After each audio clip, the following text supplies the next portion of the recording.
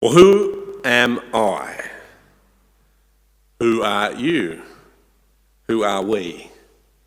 That question of who we are, who am I, is perhaps one of the most fundamental questions we can ever grapple with, because it's a question about our identity. Who am I? Who are you? I wonder if I ask you that question, if you were going to start formulating some sort of answer in your mind, where you'd go. Perhaps you'd start with your name, something about your family. You'd tell me something about where you live or your wider national background. You might even go on and tell me something about what you trained as or what you did for work. Maybe if you were getting really sort of abstract and interesting, you might start telling me about your personality, your Myers-Briggs letters, your DISC profile, or your Enneagram number if you're up with the latest thing. Who are you? When it's all over and done here today and we go out there, how are you going to answer that question if I ask you over a cuppa after church? Well, the interesting thing about this question is that in our cultural moment, we seem to have arrived at a point in time where identity is not something discovered in the context of living together in community, but rather something we have to discover by ourselves, from our own minds, and then declare to others to accept. That is, our world tells us there's nothing that anyone else can say about who you are. The only person who can say anything about it is you. And if I say something about who I am, then if you want to be a kind, tolerant and loving person, then you need to accept whatever it is I say. And so we've arrived at the strange place in our world where we can answer the question, who am I, however we like, with no tentacles based on anything like reality, no anchors in anything external at all. Even if I tell you who I am, and to you it seems clearly wrong, I'm a wonderful and handsome man who's extremely intelligent. It seems to me that in our current cultural moment, there's nothing you can do but say, well, it's not what I thought, but fair enough if that's what you think. Our identity comes solely from within, which means you can be whatever you want. And I don't know, those of you who are on the internet a lot might have seen this, but a little while back, a man in Japan decided that he was a dog. And he spent about $40,000 making a dog suit, and it's really good. He looks like a really good dog. And he went around the streets of Japan and got people to pat him. It was a bit strange, but that's what he wanted to be, and that's what he was being, his authentic self. You can be whatever you want, including a dog on the streets of Japan if you want. And doesn't that sound great? Doesn't that sound great? It sounds kind of freeing that no longer am I constrained by the bounds of what other people say, but I have the freedom to pronounce my own identity however I may choose. It sounds great until you really start thinking about it. Until you realise that, in fact, it's a terribly exhausting experience trying to figure out who you are when the only person you can rely on is yourself, your feelings, and your mind. And that no one else, no matter who they are, your parents, doctors, psychologists, friends, community, no one else can help you work out who you are. It comes as no surprise to me, actually, that in a world that says you can be free to be whatever you want, and you're the only person who has any say on that, as we've arrived at that kind of location for identity, as we've disconnected it from community, family, society, it's no surprise to me that we find mental health issues skyrocketing, because it's exhausting, tiring, and an impossible task, actually.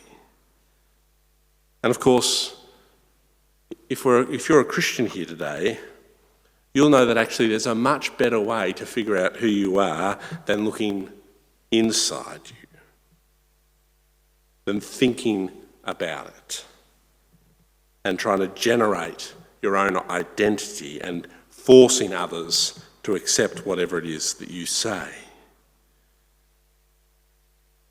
The Bible actually tells us a lot about who we are. And the good news about this is it means that no longer do we have to figure it all out on our own by ourselves, but in fact, the one who made us, the one who created us, God, he has something to say about who you are. And the community that he calls you into, if you become a Christian, can help shape you to be the person that God has called you to be. The good news about the Christian faith is that, in fact, you don't have to answer that question by yourself at all. And what we're going to do in this series is think about how God shapes the answer to the question of who we are. Now, it's going for 4 weeks. It could go for many more weeks. There's a lot of things that I could say, but I'm trying to keep it very, very simple and if you think of our identity as a pyramid, I'm going to lay 4 big blocks on the bottom of the pyramid, upon which we could build many more blocks, and maybe we will in future series. But over the next 4 weeks, apart from next week when we finish off Ruth from last week, over the next 4 weeks, we're going to be thinking about what it is that God says. And you'll be pleased to know, because I am a preacher, I've chosen 4 words that start with the same letter to describe the next 4 weeks. So this week we're doing reflection of God. Next week we're doing ruined by sin. The following week we're doing rescued by Jesus. And the final week we're doing resurrected for eternity. Reflection, ruined, rescued, resurrected. Big picture, lots more that could be said. And just for example, let me encourage you to go somewhere like 1 Corinthians 12, which talks about the body of Christ being a diverse place. I'm talking about what make who we are that's kind of the same for everyone. The Bible also speaks about our differences, and that God actually has great diversity amongst the people he has made, which is a good thing too. But I can't touch on everything all at once. I'll also say that as we go along, I'll probably recommend you the occasional book that you might like to read if this sort of thing is helping you to think about your identity, or you think it might be helpful for conversations that you're having. So, who am I? If we're going to answer that question according to what our Creator says, according to what God says, then we need to look at the beginning. And the Bible tells us what we need to know to make sense of the world that God has made. And in chapter 1 of book 1, Genesis 1, really what we have here is God answering two big questions. I mean, there's many things going on in Genesis 1, but there are 2 big questions that are pertinent here. It answers the question why we're here. Genesis 1:1, in the beginning God created the heavens and the earth. We're here because God made us. And it also answers part of the question of who we are. God made us, and he made us in a certain way. Genesis 1:26-31. Let me just read that section for you again, because it's pertinent to us, particularly humans. Then God said, "Let us make mankind in our image, in our likeness, so that they may rule over the fish in the sea and the birds in the sky, over the livestock and all the wild animals, over all the creatures that move along the ground." So God created mankind in his own image. In the image of God he created them. Male and female he created them. God blessed them and said to them, "Be fruitful and increase in number, fill the earth and subdue it. Rule over the fish in the sea and the birds in the sky, and over every living creature that moves on the ground." Then God said, "I give you every seed-bearing plant on the face of the whole earth, and every tree that has fruit with seed in it. They will be yours for food. And to all the beasts of the earth, and all the birds in the sky, and all the creatures that move along the ground, everything that has the breath of life in it, I give every green plant for food." And it was so. God saw all that he had made, and it was very good. And there was evening and there was morning, the sixth day. What does this opening passage about God creating us, human beings, tell us? Well, the first thing we see is God makes us, unlike all the other things he makes, to be image bearers. We bear his image. See verse 27 again. God created mankind in his own image. In the image of God he created them. Male and female he created them.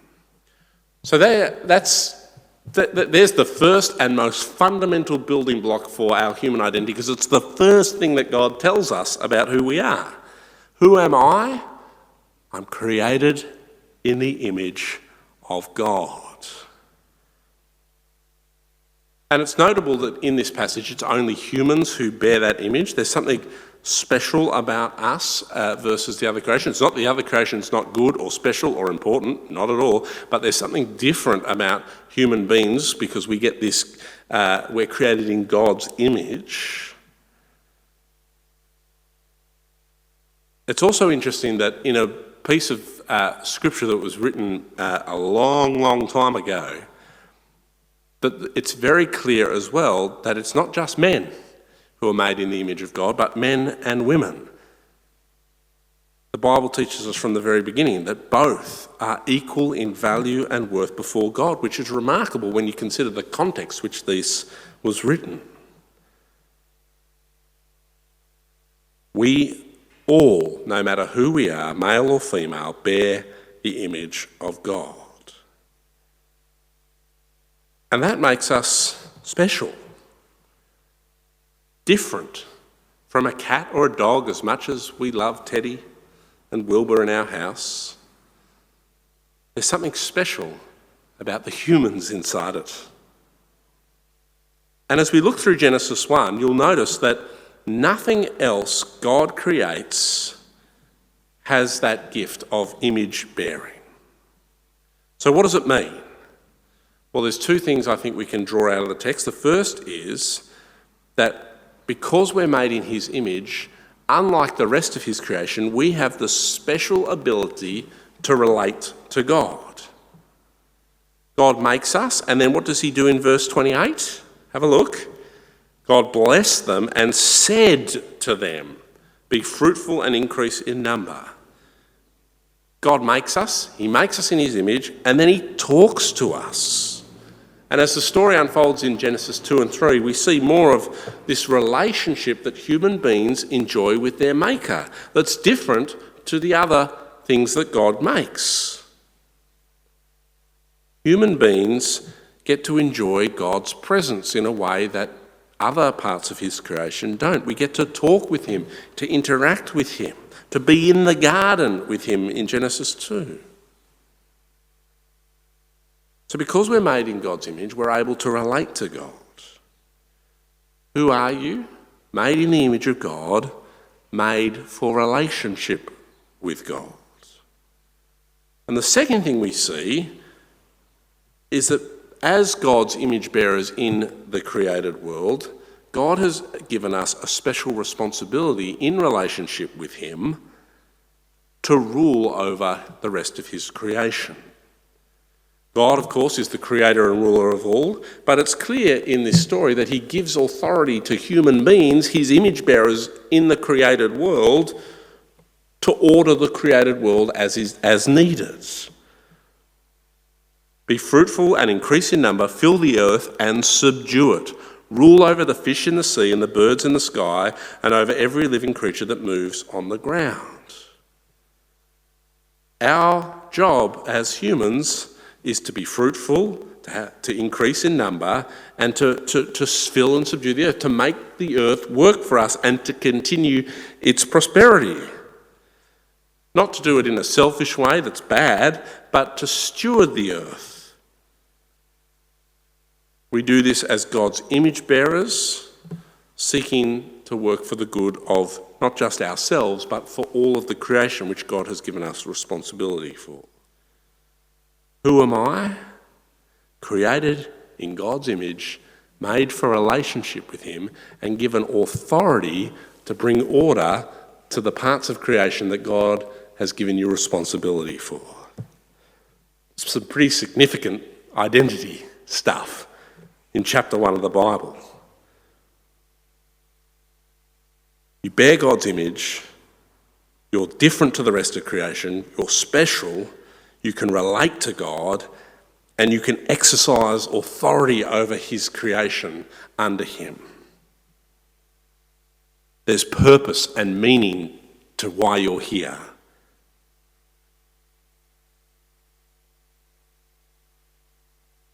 As others reflect on this chapter and what it means to be made in the image of God, I just thought it was worth reading a couple of further reflections. From the Bible Knowledge Commentary, they say, being in God's image means that humans share, though imperfectly and finitely, in God's nature. That is, in his communicable attributes: life, personality, truth, wisdom, love, holiness, and justice, and so have the capacity for spiritual fellowship with him. I think that loosely aligns or roughly aligns to what I've been saying. And John Piper has quite a good article, which I can send you the link for if you'd like, trying to develop this idea of the image of God throughout the whole of the scriptures. And he says this, as he reflects on what is made clear here in Genesis 1, but how it develops through the scriptures. Man is in the image of God means that man as a whole person, both physically and spiritually, is in some sense like his maker.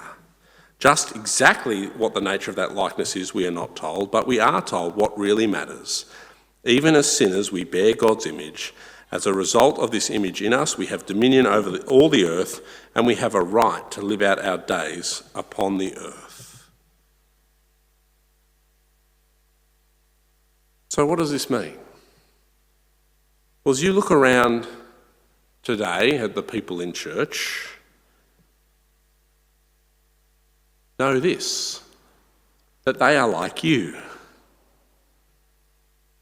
Who are they? Who are you? All of you, image bearers of God. Every single person you see. And it's not just for us in here, this applies to everyone. When you go outside the doors today and look around, you'll see the image of God. And this is really, really important, because the Bible never says that the image of God leaves us. Not when we sin, as we'll look at next time we come back to this topic, and not when things go wrong in some other way as well. You see, when you look at any human being, you see God, a reflection of God, his image bearer. No matter who they are, no matter their racial background, no matter their financial background, no matter whether they're able-bodied or disabled, no matter whether they're healthy or sick, no matter whether they're doing well in life or suffering along, no matter the kind of clothes they're wearing, everyone bears the image of God. And every single person that God has made, and that includes you and me and every single person you'll see, everyone has the capacity to have a relationship with God. Everyone has the capacity and is called to exercise authority to bring order to the world, to exercise their gifts and skills and talents to bring about good in the world. All of them special. All of them made for relationship with their Creator. Well, who are you? Do you wonder sometimes if you really count for much? Do you wonder if you're special at all? I want to say the answer to the question, are you special, is both yes and no. It's kind of maybe not all you were hoping to hear. It's yes and no. You're deeply special in the same way I'm deeply special, because you're a human being. God made you, He knows you, He loves you, and you have the capacity for a relationship with Him. Every single one of us is special to God. Every single one of us can quote Psalm 139 verse 13 and say that is true of me. For you created me in my inmost being, and you knit me together in my mother's womb. You are special because you bear God's image. Everyone is special because they bear God's image. What about what your purpose is in life? Well, in just very broad terms, it's to exercise dominion, to use, which I think is about using your gifts and talents to bring about order and purpose to the world, to the community, to your family, to your own career, whatever the spheres of influence you have. And I think this is amazing. Like, truly, I think this is good news. That God made me, that He made me like Him, that I bear His image, that I have the capacity to relate to Him, and that He wants to use me to bring about order into this world. I've got purpose and potential because of who God is and because of how God made me. And I think that's amazing, life-changing news. And we haven't even got to the fact that we stuff it up and that we need God to save us. Like, it gets even better as we go. But to my mind, the idea that we have a purpose and that we have the capacity to relate to God is so much better than the alternative. Being a mind that needs to find its own meaning and purpose in and of itself without regard to anything around it. In fact, as I consider the question of identity and as we think about it a bit more over the coming weeks, and I think about what the world offers to people today, I think how exhausting the alternative is and how freeing it is to come to God who made us and who sorted out these big questions for us. As I think about identity in the current climate of the world in which we live, my mind often wanders to Jesus' words in Matthew 11, where He says, "Come to me, all who are weary and burdened, and I will give you rest. Take my yoke upon you and learn from me, for I am gentle and humble in heart, and you will find rest for your souls. For my yoke is easy and my burden is light." Jesus can say that because when you come to Him, you're being who you are. And nothing is more freeing and life-giving than that. So if you're exhausted by the me-focused, self-focused quest for identity that our world foists upon us,